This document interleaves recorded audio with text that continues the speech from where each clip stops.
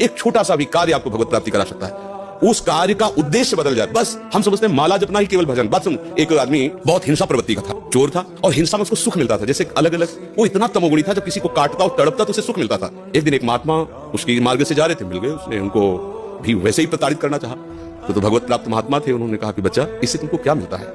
यदि अभिमान त्याग कर संतों के पास जाया जाए तो एक एक कदम यज्ञ के समान होता है। संत दर्श को चालिए तज माया अभिमान। उस पापात्मा जीव की हिम्मत नहीं हो रही थी उनकी तरफ देखने की।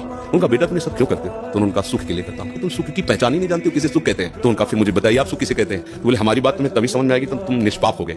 क्या करूं जिससे मैं निष्पाप हो जाऊं? उनका हमारे भारत में पवित्र देश है, उनमें आप भ्रमण करो, अवगाहन करो, तुम पवित्र हो जाओगे। निष्पाप करने के लिए हमारे बहुत से तीर्थ हैं भारत में। तो महाराज हम कब जानेंगे पवित्र हो गए?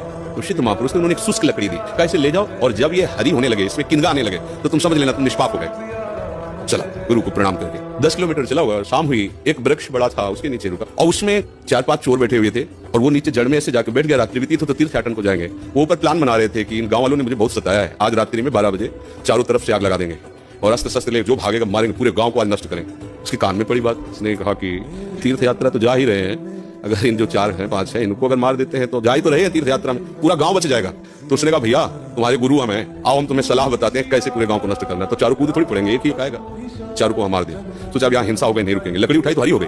उनका गुरु जी ने कहा जहाँ हरी हो जाए वापस चल गया।